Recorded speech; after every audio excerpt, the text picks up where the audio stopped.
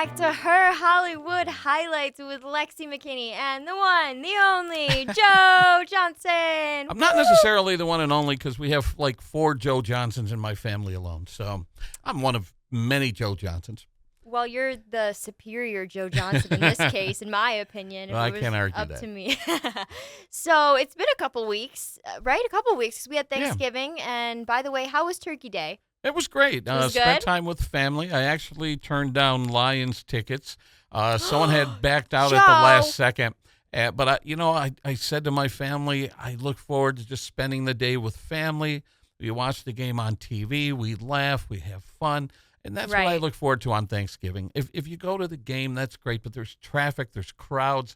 You're not getting back till 5. No, not, yeah, about the game will end around 4. So you're home 5 or 6, and everyone's waiting to eat. So, no, I'd rather just stay home, watch the game, and hang out with family. The feast begins. It was a really great Thanksgiving. I hope yours was really great, too. I mean, the game was making me very nervous. That Lions game was brutal a little bit in the end. Crazy ending. Like, we couldn't even celebrate because we didn't know exactly what had happened. It was like, did we win? Is it over? It was kind of like this for me. I was like, all right, if I don't look, it'll be fine. And I stepped away. I told my boyfriend because my parents couldn't even listen anymore. They were like, they are like diehard Lions fans. Yeah. Speaking of diehard, that was a nice segue. Wow, yes. That's a nice segue. Didn't even plan that. But yeah, I don't want to get too off topic because we have a series of movies right now that we're talking about today. That is Die Hard, which is a Christmas movie in my own opinion. But this is a controversial subject, and that's why it comes up every year at this time. And it's all over the internet, too. Like, those that fell in love with Die Hard right when it came out, to now me who just grew up on it, and now it's just like a part of my movie collection, and I have to watch it every year. But before, I used to say and argue it is not a Christmas movie. However, I've watched so many TikToks, so many videos, I've rewatched it, and it does give me a Christmas vibe and spirit. So we're going to dig into that controversy because Joe Johnson over here disagrees with me a little bit. Yeah, to me, it's one of the greatest action flicks ever made that just happens to be set at an office Christmas party. So does that a Christmas movie make? I don't know. We'll discuss it. Maybe you'll change my mind. So here's my thought. Oh, okay, and this is the only reason, is because when he gets to the Christmas party, I feel like I am in that room like I'm a fly on the wall.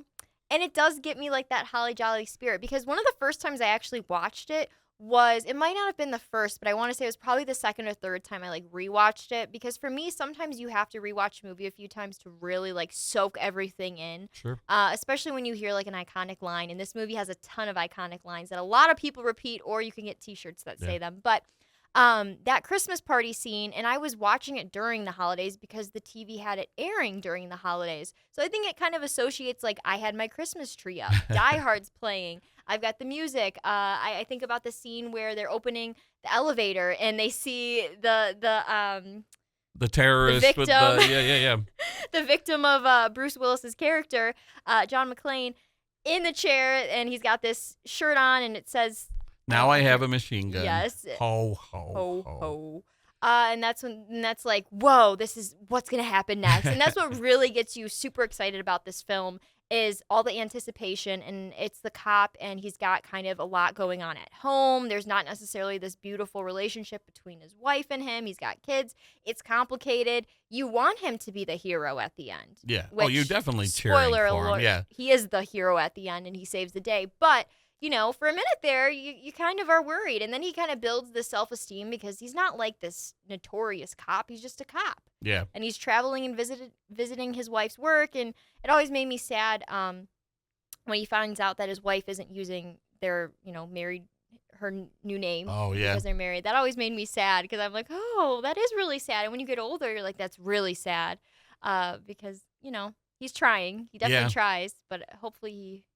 wink, wink, he does win her back a little bit. But yeah, there's that line about, why are they having problems? And his response is, I'm a New York cop, which basically tells you that, her career has taken her to California, but his identity as being a New York cop, and how do you resolve that? And so that is what kind of sets up the estrangement between him and his wife.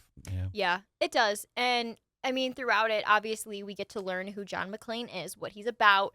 He's very witty. He has a sense of humor as Oh a yeah. cop. I think that's what really brings the character to life, is because Bruce Willis was really able to make this character like a real average cop at the time in New York. I mean, I don't know exactly what that would look like, but I think that most of the characteristics aligned, and I think that he understood, you know, crazy things. Obviously, this was not an ideal situation, but of course, we see it's an action, it's a thriller. You're on your toes, especially when he's up on the floor and it's unfinished and everything. You see Yeah. him looking down. He's like, no, no, no. I love his anger. I'm like, relatable, right? You think everything's going smooth, and then you're being chased around the roof. Yeah. Being shot at. It's Well, do you want to get terrifying. into the trailer?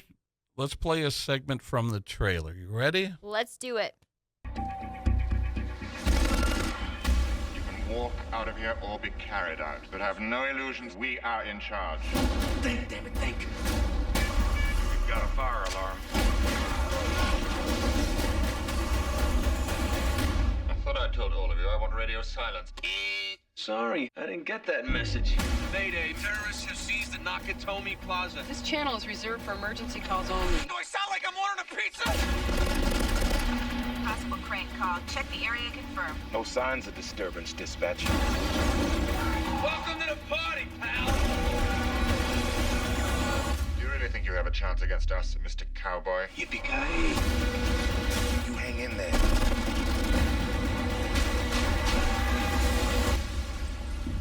Come out to the coast. We'll get together, have a few laughs. So that is Die Hard 1988, released July 15th. So that's one strike against this Christmas movie mentality, is that it was a summer tent pole, came out right after 4th of July holiday, and it was not expected to perform, and it exceeded all expectations.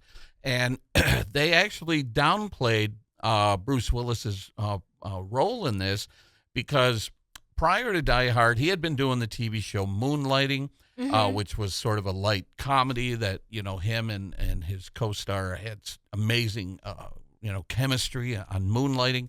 And so when the early trailers, said, oh, there's this new Bruce Willis movie coming out, audiences expected a comedy. They were sort of laughing that Bruce Willis was going to be in this movie. I did not know that, actually. Yeah. That's interesting to hear. So plus, this isn't his first movie. He had done two movies prior to Die Hard.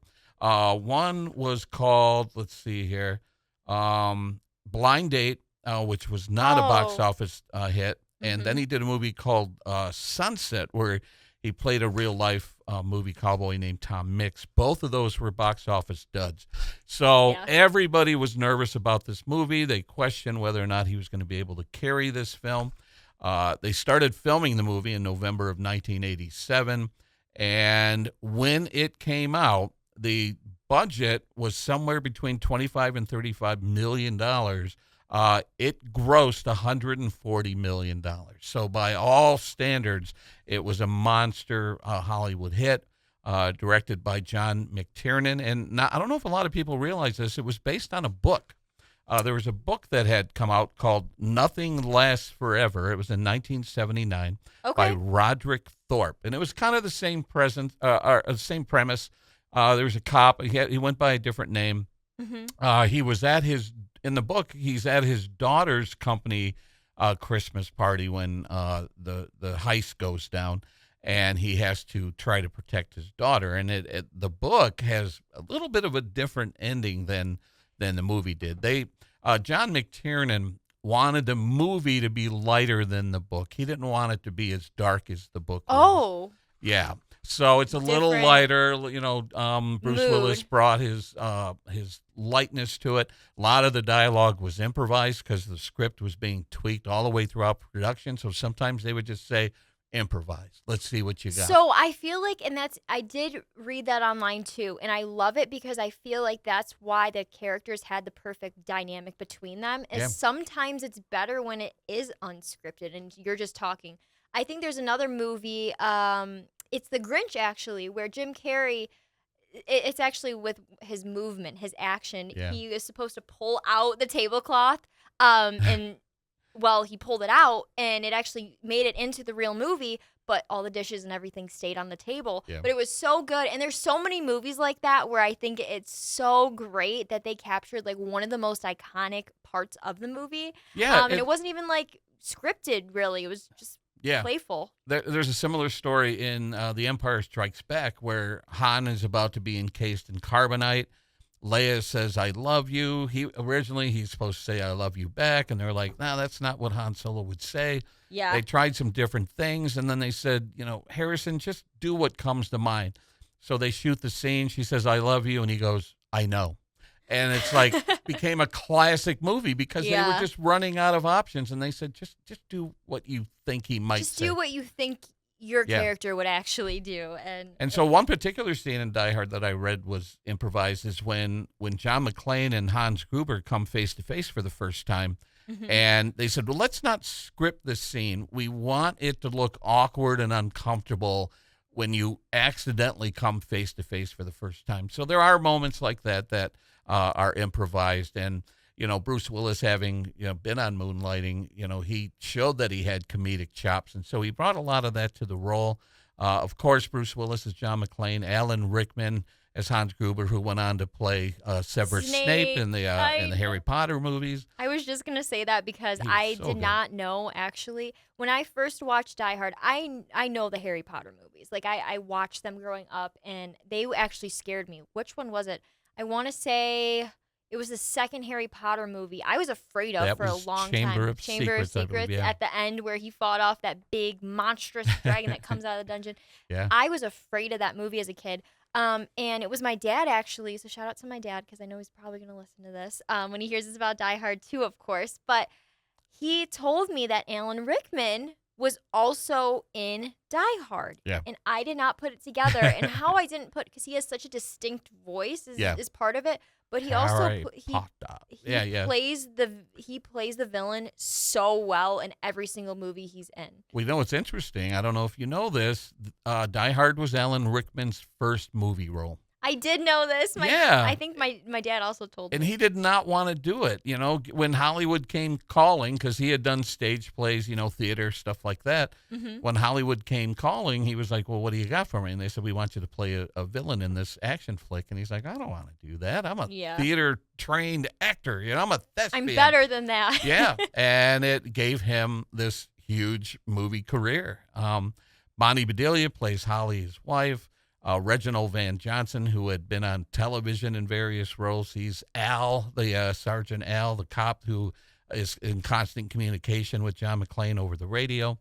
And Paul Gleason, you might not recognize the name, but he played, I think it's Deputy Chief Dwayne Robinson. Yes. He's kind of the a-hole in this movie. And he just excels in that role, because what else was he in? He was the principal in The Breakfast Club. Which is so iconic, because we just talked about The Breakfast Club. I'm so glad Joe has this notepad, and it's all things that I was going to full circle to. Isn't it just funny how our movies, all of my favorite movies and somehow your favorite movies, they're interconnected somehow. There's some sort of like connection between, we were talking about, of course, the iconic The Breakfast Club, which I love, and now we can see actors and how their careers kind of took off into different roles, which this is a way different role, obviously, than The Breakfast Club, but kind of the same at the same time. Yeah. Now, at the end of our last podcast, we were sort of previewing this podcast, and we talked a little bit about the Nakatomi building, or the Nakatomi Plaza. Mm-hmm. That is a real-life location in L.A. It's known as Fox Plaza, or once was known as Fox Plaza, because it was owned by 20th Century Fox, who made Die Hard. Mm-hmm. And by owning the building, they were able to do whatever they wanted on the grounds of the building. They didn't have to worry about damage and stuff. So a lot of the explosions, a lot of stuff that happened in the building really took place in the building. They did have miniatures that, for some of the bigger stunt pieces, but it just played a perfect role, and it has a unique look. So they said it's almost like a character in the film. If you want to find it in L.A., its address is 2121 Avenue of the Stars, And when you see it in the distance, everybody points and says, there's the Nakatomi building. It's just become a tourist destination when you're in L.A. and Hollywood. So they did film scenes on the 29th and 35th floors. I think you had asked me before, was it really under construction? And yes. The building hadn't fully opened yet. There were some residents, some businesses that occupied some of the floors, and so they couldn't film during the day and disrupt business, so they had to film at night. But it hadn't fully opened yet. So, yeah, some of the floors were still under construction. Some of the interiors were filmed at 20th Century Fox Studios in Century City, but a lot of it was filmed on location at the building. So what's great is, of course, I always go back to I love the 80s, and this is another reason I wish I could live through the 80s is this movie. And speaking of some fun facts, I want to see if Joe knows some of these facts. These are some of the things that I found out about Die Hard that I think were interesting. The internet's a great place because you can always get all this info. Yeah. But it does make me sad that you're like kind of one-upping me right now because you brought up how it was really a summer film, but it gives the Christmas spirit. Because think about it. I guess if you could think about it in terms of right now, if you were a movie producer, I feel like I would have it come out this time of year. Like around Thanksgiving time would be like the optimal time I would want it to come out. Like if I just created Die Hard and I was going through the process and I had this awesome film that I don't know was going to be awesome yet, I'd want it to come out this time of year just because the Christmas aesthetic. But it is wild that it was in the summer, kind of not the vibe. So you got me there, but I still think it's Christmassy. I don't know. There's something about like the cold nature too. Of course, is like he's running around in his barefoot. Yes, his he's tank top. barefoot. He's barefoot, and then the scene where he's sitting in like the office, and then he hears all the chaos going on, and he goes to pull out. He's like, whoa, what's going on? And then he's trying to formulate all these plans and run up the staircase. I mean, there's just something about it. Just makes me feel comfortable in my own home. Like John McClane's got this. But anyway, back to my fun facts. So where'd the first one go? Hold on. So I don't know if you knew this or not, which I think this is very interesting. Is that, did you know the role allegedly was not supposed to be for Bruce Willis? Well, there's always a case where, after a movie comes out and it's enormously successful, you always hear people say, oh, well, these actors were also considered for the role. Mm-hmm. And it's always the same people. I read that Sylvester Stallone was considered. John Travolta was considered. Yeah. There were a lot of Pulp actors that were Fiction. considered. Yeah. And at the time, they considered Travolta a has-been. He hadn't made his comeback yet in Pulp Fiction. So they were like, we don't want a has-been. So, yeah, there were a lot of actors considered. One thing I find interesting is with Moonlighting pretty much under his belt and then the two box office failures, people were shocked that Bruce Willis was paid $5 million for that role, for basically an untested actor in a big budget blockbuster movie. Yeah. And people were like laughing, like, why would they pay this guy $5 million? And it turned out to be a great return on investment. He definitely earned his $5 million. Yeah. It's a lot of pressure too, though. You have to think about it. I don't think it's always easy to play a cop because there's a lot of, we can go back. I mean, let's think about like Lethal Weapon, for example, because that's another fun fact is that actually the name of Die Hard, Shane Black, who wrote Lethal Weapon, came up with the title for this movie in 1987. So there's my other fun fact. But yeah, actually the role was supposed to go to, supposedly they wanted Frank Sinatra actually to play this role is what they Can said. you imagine? Yeah, so interesting. But where was I even going with that? Sorry, I got so off topic. I was just so excited. Imagine what a different movie that would be with Frank Sinatra in the role. It's just not the in same. the 80s, he was an aging, he's a legend. He's a star. But in 87, 88, maybe they had him tapped earlier than that, but still, it would be a different movie with Frank Sinatra, running over broken glass and climbing through air ducts and stuff. It just wouldn't have been the same movie. I don't even know how he was considered for this. Yeah, and I think that what made it so great for Bruce Willis is that he knew how to articulate every single comment, expression, and conversation, especially with Hans. Like, he always had the perfect thing to snap back at, and I really loved that confidence. That's what you want for our heroes. You want to see them like, hey, man, I know what I'm going to do. You're going down. Like, let's do it. Well, that's what's funny, how he taunted them and he provoked them, when Hans is like, who is this? He's like, I'm the fly in the ointment, Hans, and he just really tormented them and everything. And it was really great the way he did that.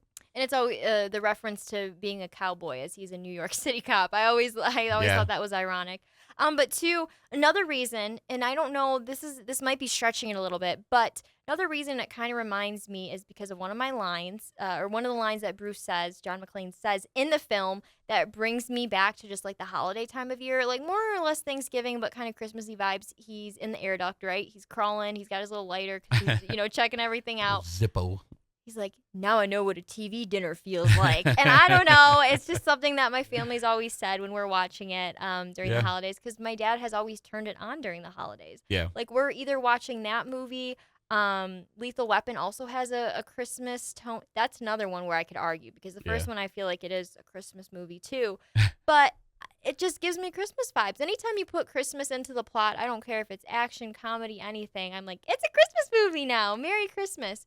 See, I guess the other argument that I have against it being a Christmas movie is most of my favorite Christmas movies, like, A Christmas Story, National Lampoon's Christmas Vacation, I usually watch those between Thanksgiving and Christmas, and that's the only time of the year I can really watch this. Watch 'em. Die Hard is not that. I can watch Die Hard any time of the year. If it's on, I sit down and watch it. And I can't say that for your typical Christmas movie. To me, Die Hard is an action flick first and foremost, quite possibly the greatest action flick of all time. And I argue that it just happened to be set during the company Christmas party, because that's a great motivation to get those office employees all in the building at the same time after hours. Right. It wasn't during the day when they were conducting business. It was after hours when people might have had a little too much to drink. And so it was a perfect setting for these terrorists to come in and pull off this heist. So, like I said, it's an action flick first to me, and always will be. I want to look up what people are saying on the internet, because I think that'll be interesting to talk about, because it is very controversial. I don't know, when you're really into movies, there can be controversy. Like, anytime you're passionate about something, people on the internet, they talk about it. So I want to kind of highlight what some people are saying. Of course, this on Reddit's such an interesting place to read things. People can vent. Yeah, they definitely get really into detail on Reddit. But a lot of people have just kind of complained, like, don't ruin it as a Christmas movie, because it's not. I was out when it came out, and it was not a Christmas movie. Right. We were watching in the summer. Yeah, those conversations about it being a Christmas movie only really started surfacing a few years ago. Yeah. And, the first time people started talking about it, I'm like, oh, they're being silly. That's ridiculous. And now it's gotten to the point where every year at this time of the year, I inevitably start seeing the Facebook posts, and I'm like, when are we going to drop this? But people can do whatever they want. If they make it if it gives them the holiday spirit, that's fine. If that's what it does for you, that's great. So this is interesting. Why they relate it to a Christmas movie. This is very interesting. This is definitely stretching it, I would say. But they said, isn't it ironic that John's wife is named Holly? Yeah. It's a Christmas movie because her name's Holly. That's their argument. Of course, they talk about the Christmas theme and some of the music that plays throughout, but that's like their main argument, which I think, again, that's a stretch, but now it's adding more ammo to my case as to why I could say it's a Christmas movie. It's because of Holly. But it's also interesting because Die Hard 1, so this is another very, everyone has different viewpoints on this. I think even my dad and I disagree a little bit. But I've seen all of the Die Hard movies, even from the newest one, which I don't want to get into because I was let down so much by it. I just didn't love it. But anyway, I think Die Hard 1 is the best. It will always be my favorite of all of the different sequels. But then we see Die Hard 2 come out, and I know it doesn't really have the same Christmas connotation as Die Hard 1 does, and the details, but it's still got the airport vibe. Which I really did like that dynamic, of course. It's snowing and it's all that. It's snowy. So it's hard not to watch because that one does have more of a wintry feel. So I guess you could technically say that there is some sort of snowy winter vibe. So that's why you can associate it with Christmas. But I want to hear your input on some of the other movies. I really like the first one. I do like the one with Samuel L. Jackson, because it. Spoiler alert too, if you haven't seen Die Hard. The third one is Hans's brother that Bruce is going to be up against, or John McClane's going to be up Which is against. always kind of a sequel trope, you know. You off the bad guy, and then you want to try to capitalize on the success of the film. So, well, we killed the bad guy, so what do? Bring his brother. Revenge. You It's know, they've always done revenge. That. You mentioned Fast and the Furious. They do that in the Fast and Furious movies. The brother comes back to defend his sibling. So, Yes. so for those who don't know, Die Hard spawned 4 sequels. Mm-hmm. Die Hard came out in 1988. People were clamoring for a sequel. The studio wanted to put out a sequel as quickly as possible. So Die Hard 2 came out in 1990.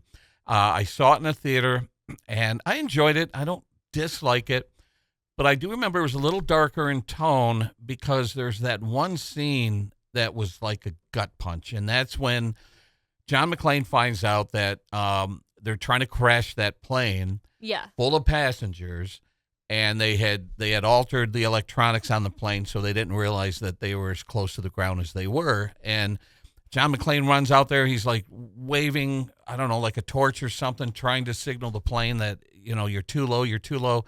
And instead of saving the day, the plane crashes into the ground and everybody dies. Yeah. And I'm sitting in the theater like, oh, my God, that was horrific. Like, it was a gut punch. Yeah. And that's one of the reasons why I don't look at this movie more fondly, is because They didn't have to do that. Brutal. They Like, didn't have you to want do John that. McClane to save the day, and instead you see an entire plane crash full of passengers. So that really bothered me. And I know that's meant for you to get angry against the villain, but I didn't care for that. So that was a little rough. It was a little excessive, I think. I Yeah. think definitely didn't have to end with any people dying, for sure. But, I mean, you see throughout what happens when they try to make things complex. Because, honestly, if it were me and Die Hard 1 was such a success and I had the budget to make Die Hard 2, I would really struggle with what to do next. Yeah. And that's only because I just know that a lot of people say, like, the original, there will be nothing like it. Like, you can't even And compete everybody or compare. tried. I mean,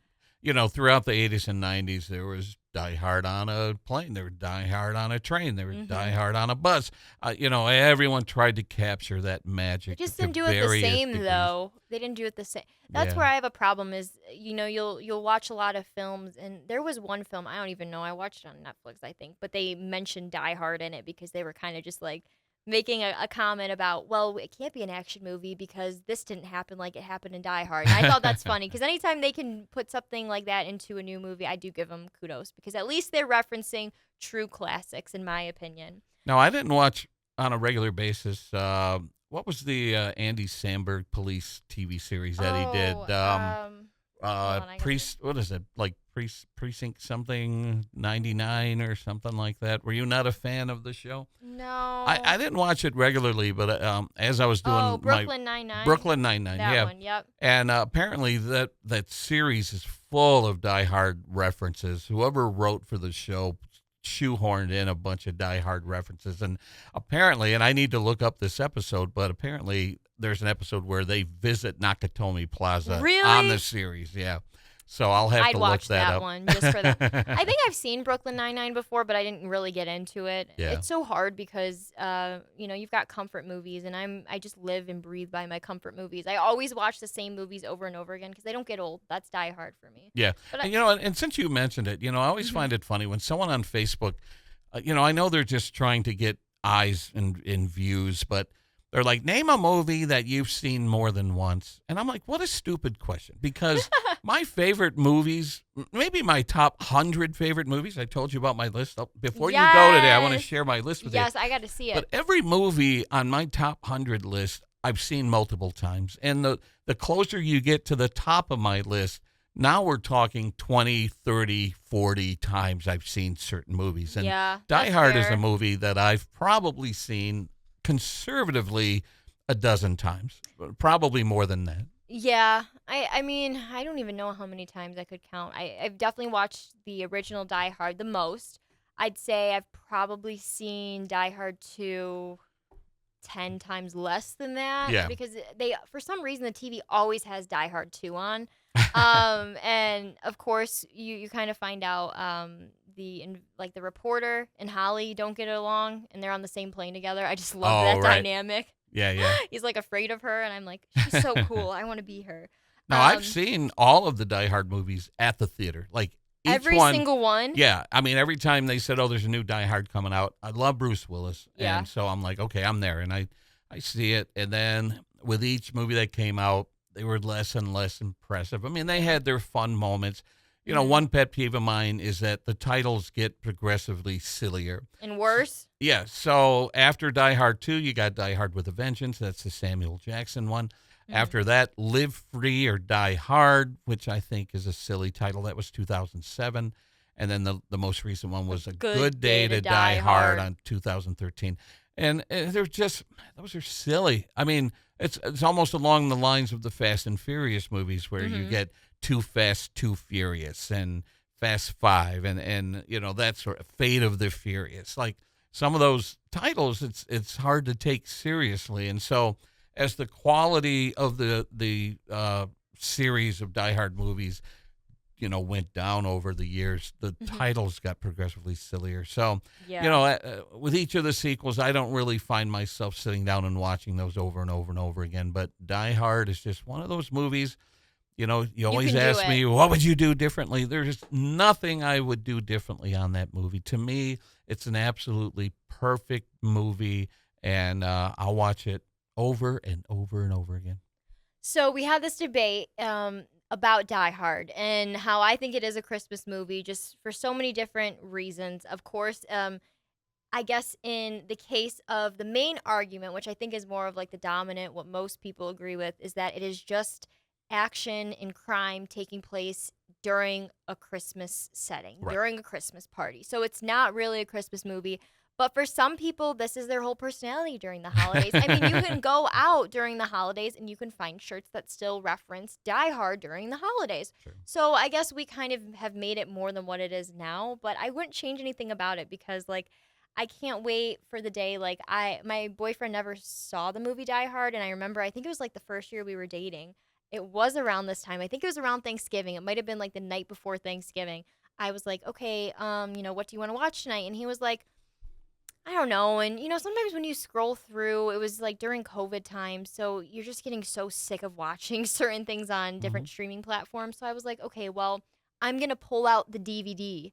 And he was like, you're pulling out a DVD? And it was Die Hard because I have the whole collection of all the movies. So I was like, yeah, we're going to put in the DVD. We're going to play Die Hard. And he really, really liked the movie. Oopsies. He loved the movie, actually, I should say. And so that was a really good one that I was super excited because I'm like, if, you know, I can't make you laugh all the time, at least, you know, I can give you good music and good movie references and ideas. But I will say this. If you're at an ugly Christmas sweater party and someone walks in with an ugly Christmas sweater that has Die Hard on it that says, now I have a machine gun, I'll applaud you. I'll say, well done. You know, I've seen, if you go online, you can find T-shirts that say, I survived the Nakatomi Plaza Christmas party, 1988. You know, I understand how people can have fun with it. And like I said, more power to them if they celebrate it as a Christmas movie. That's fine. Whatever makes you happy. There's a meme, and it says, it's not Christmas until I see Hans Gruber fall off the Nakatomi Plaza. And I feel like that would be a really great T-shirt for those that love Die Hard as much as me. Someone created an advent calendar for the holidays where every day of December you drop Hans Gruber on the Nakatomi building Christmas tree, and you slide him down every day of December until you reach Christmas. That's really smart. See, that's what I love about movies is that we make them our whole personality after they come out because there's just a certain feeling that you get from them. Of course, this movie is very thrilling. You know, it's a thriller. Yeah.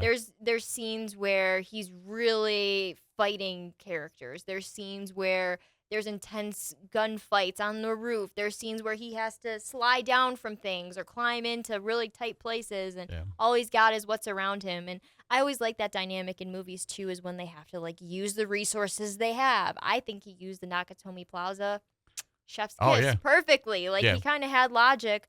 But it's also funny. I think about his driver when he's going to the Christmas party and he's in the limo and he's chilling and vibing and hears the music and then all this chaos is happening. I just Yeah. think it's so funny. There's And just they so many give him the dynamics. opportunity to kind of be a hero at the end. At the He kind end, of yeah. stops the terrorists from getting away scot-free. Spoiler alert.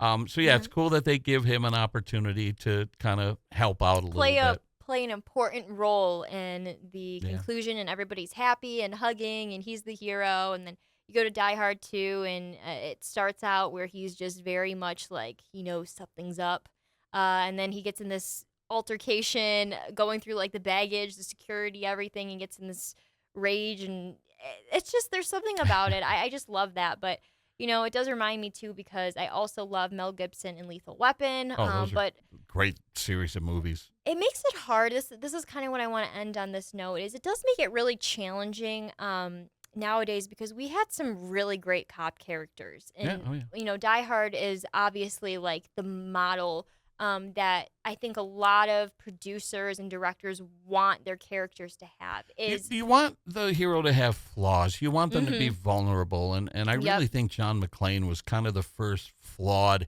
hero. yeah. And Lethal Weapon, to a certain extent, was the same way where Mel Gibson's He was a character recluse. He just was wasn't kinda quite like a- right. There was Yeah. something not right about the guy. He was a little crazy, and we applaud them for their craziness is Yeah. bad, but they have good morals at the end of the day. Like you always see them pull through, Yeah. even though they have. It's always like they have to have something going wrong in their life, and that's like what their motivation is to Oh, save yeah. the day. And I really applaud any movie that can do that. But I don't think in my lifetime so far I haven't ever seen a movie that has impacted me in the same way that I could rewatch like Die Hard has. Yeah. Because it just has.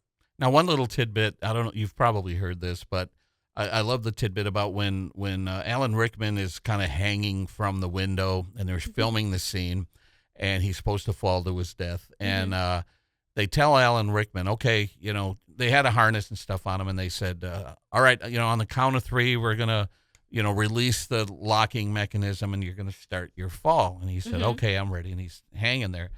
And so they go 1, 2, and they release him before they get to 3. So he, in his mind, he's thinking something went wrong. Yeah. So that look of panic, that Was look of actually terror you panic. see on his face, he thinks that the mechanism released early and he's going to get hurt. So it's a kind of a cruel trick to play on him, and he probably wasn't all that happy when he hit the airbag or whatever at the bottom. No, he wasn't. But they sure got the look on his face and the performance that they wanted.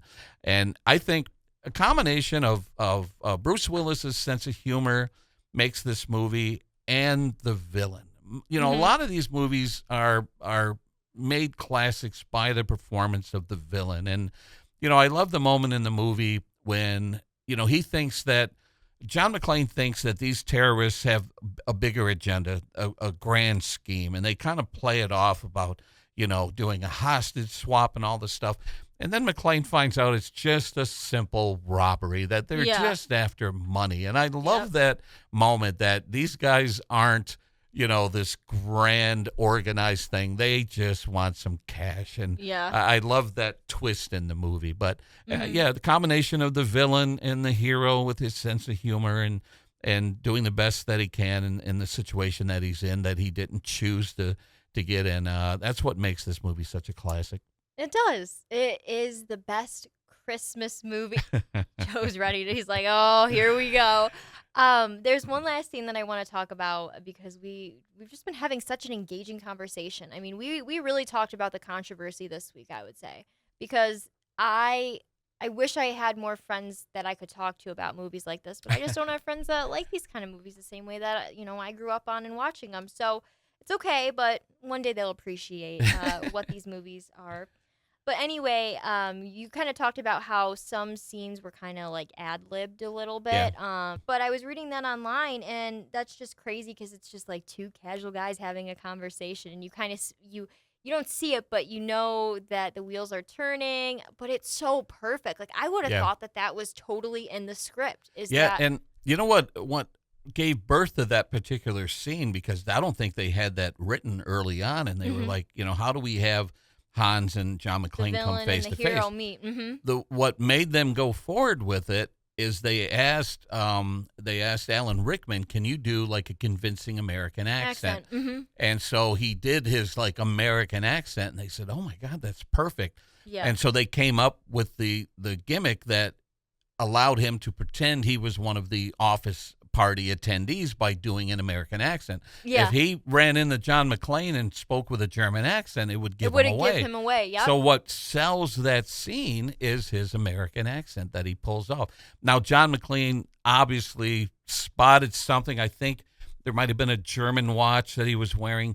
There's something that He John says McClane something spotted, about that. Mhm. which when he handed him that gun in that one scene, Mhm. he didn't fully trust him. And of course, when Hans Gruber lifts the gun, it's No empty bullets. because something tipped John McClane off. And I think that whole sequence is fascinating. And then, of course, too, Hans says that his name is Clay, I believe. Something Clay. Yeah. Yeah, it is Clay. He says his name is Bill Clay. He's American. Of course, he's at the party, but it shows like a little glimpse of the board that has like Clay's name and the number to where his office so is. Hans got the name off the from staff that, directory, and which is then- clever. Yeah, so I just love those components because I don't know. It's It's so well It's a written. unique way to have the villain and the hero meet. You know, Yeah. I think about it. It's like the same as Batman when he meets, the Joker. You have to come face to face with the enemy. You can't keep fighting at a distance and not seeing each other. So you have to bring the hero and the villain together at some point. There's that distance for so long in it, and then the proximity when they're getting closer and closer and closer to that final ending scene. What's going to happen? Is the building going to blow up? Is everyone going to be okay? Is Holly and John going to make it? Yeah. What's going to happen? And of course, the iconic scene where he tapes the gun to his back. Oh, and, what a great moment. I mean, yeah. there's just so much in the film that was so creative and carefully constructed, and that's what. And some of it, of course, really wasn't carefully constructed. It just happened. Yeah, And it's magic. It's Movie cinema magic. Yes, it's cinema Yeah. magic. And I sent you that photo. I have a shadow box hanging on my wall. It has the sweatshirt with, now I have a machine gun, ho, ho, ho. Mhm. I have the exact models of the walkie-talkies that were used in the film. I have John McClane's badge and police ID, which were screen accurate. And then, of see. course, on the very bottom, you see on the very bottom, there's a Zippo lighter at the very bottom of the image. So, Oh, at the very, very bottom. Yeah. Yeah. From when he's. Oh. so that hangs on my wall year-round, not just for Christmas, even though I jokingly tell people that's my Christmas decoration. But, yeah, so I love the movie enough where I've created a little shadow box permanent display that hangs on my wall year-round. It deserves it. Joe Johnson has the cool. I mean, I say this every week. He's just the coolest guy. So if you get a chance to meet him, you're very lucky because he is a one-of-a-kind guy, and he knows so much about movies. Like, he teaches me something every week. And when I think it makes me happy, though, because when I told him that I kind of wanted to do a podcast, I think he was really excited because it's something that he can totally engage with no matter what. It's my passion. It always has been. And who knows? Like I say, I still think that there's going to be like this magical epiphany moment for you where something big has to happen. Your next trip to California. Yes, I just feel it. I have this like feeling that it's just something big's going to happen because I know you've got ideas flowing in there that need to be out in the movie world. Well, anytime I go to L.A. and Hollywood, magic always happens. I always run into Literally. celebrities. I've been to multiple movie premieres. Accidentally stumbled onto Sandra Bullock's movie premiere back in 2005. Mm-hmm. So there's something about L.A. and Hollywood that calls to me. It beckons me. And when I go out there, magic always happens. And I post pictures on Facebook, and people are like, are you kidding me? Like, how does one person squeeze all of this into a week, So, Yeah. there's a connection there just because I think I'm just so passionate for movies and the history of Hollywood that whenever I visit, cool things happen. Very cool things happen. So this has been her Hollywood Highlights here with me, Lexi McKinney, and the one, the only, Joe Johnson. But we've got some great news. Christmas is around the corner, of course. But for this next episode, we're going to do something a little different. Uh-oh, what do you got in Joe doesn't mind? even know this, so I'm putting this on the spot.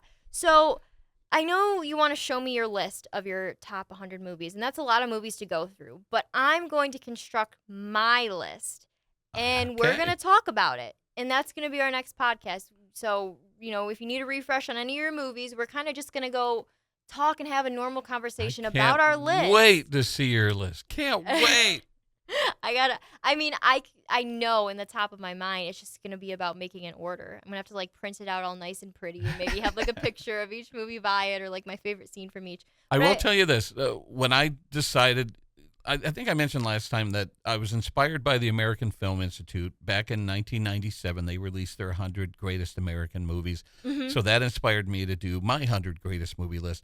And what you'll find is at first you'll struggle to come up with 100 titles. Yeah. But then, like, the dam breaks, and Mhm. now you're at 150 movies, and you're like, oh, my God, I got to whittle that down to 100. Yeah. That's the hard part. Yeah. Then once you complete your 100 greatest movie list, over the course of the next few It years, you're going to changes. want to add something. And then if you need to add something, you have to remove something. So that's the biggest challenge, is making that a living document that is constantly fluid and always being altered based on new movies that you see. What's going to be hard for me is this year, I don't think that I've had like a movie to add to that list. And like the Barbie movie is definitely on that list, but Okay. that's from last year. I'm not going to give too many spoilers away, but that's one movie that is on in my list somewhere. I just have to figure out where I have to put where Yeah. it would go. The last new But- movie that I added to my list was a movie that you and I dedicated an entire podcast to, and that was Once Upon a Time in Hollywood. Okay. That was the last new movie I added, That and you that was added. 5 years ago. So See, isn't that in sad, 5 years, though? I haven't added a new movie. Now, I have Mhm. tweaked my list where there are older movies that I'm like, that belongs on my list. So I have tweaked my list over the last 5 years. Yeah. But the last new movie was 5 It years was ago. 5 years ago. So yeah, yours was 5 years ago. I can confidently say Barbie movie did get put into that list just because there's so many things I could talk about in that movie. But obviously, I'd have to say that for another day. But a lot of people gave it some backlash, and some people gave it some good things. I just was really upset that it didn't get all the awards it deserved because it kind of brought that story to life. I mean, there was women were not getting what they deserved for that because, of course, Greta Gerwig, Margot Robbie, and all those women that made that movie possible, they didn't get all the credit, and I was really bummed by that. They totally got scammed on that one, in my opinion. You know what I say about that movie? Like it or not, you can't deny that it's an important movie. Yes. And it's Mhm. important to a lot of people, not Yeah. just women. I think there are men like me who really enjoyed the film. Mhm. But it's an important film that I think if I had a young daughter, I would want to sit there, watch the movie with her, and encourage her to ask questions like, why is the world like this? You know? Yeah. So it's a very important movie. And it brings out so many different emotions that we just feel as humans, and I think that's one of the best parts about it for me was that Barbie was always the dream big, dream big, dream big, and that's always what we did. Little girl, little boy, whatever the case may be, you always dreamed about something. There was always something that you wanted to work towards or achieve or be. How many times did you get asked that question as a little girl or little boy? What do you want to be when you grow up? Because I could name probably 1,000 times, and good Lord, I don't want to know what some of the answers were. I think at one point I was like, I'm going to be a surfer. Lexi, what are you talking about? You're like afraid that a shark's going to come and eat you in the ocean. So I don't know, but I love sharks, by the way. So that's, we need to talk about Jaws. That's another good movie. Now I have to figure out where that goes in my list. Oh, this is Yeah. going to be hard. Yeah, we can do a whole podcast on Spielberg movies. But love. one thing I wanted to say about Barbie movie that I did not expect to experience during the film Mhm. is, you just mentioned how Barbie is sort of meant to inspire and tell people that, tell little girls that you could be president, you can be a doctor, you can be whatever you want. And so I'd always assumed that Barbie was this inspirational, motivational toy for girls or whatever. But the movie criticized Barbie and said that beauty-wise and health, figure-wise, you couldn't live up to the standard that Barbie said, well, you can do all these things if you're beautiful and thin. Yes. And the movie touches on that. I'm like, Mhm. wow, I never really thought about that. Yeah. And it hit, It's a good thing Barbie that- hard in the movie when she realized that not all girls were inspired by By her, Barbie. And yeah. it was really bold to bring those themes into that movie. It was, but the way that they did it and the way that everything panned out, I mean, that took a lot of thinking and a lot of planning because you know, a lot of people went in with certain expectations, but I am glad that it ended up being the way it was because I wouldn't change anything about it. That's another movie I would never change anything about. Yeah. But we will see you next week or the next time that we have our podcast. We have to get into the details. But this has been Her Hollywood Highlights. Thank you so much for listening to this edition of Die Hard. Thanks, Joe, for joining me. And we're going to head out of here. Hopefully there's no snow on the ground. Yeah. Any more snow on the ground. But we'll see you next time.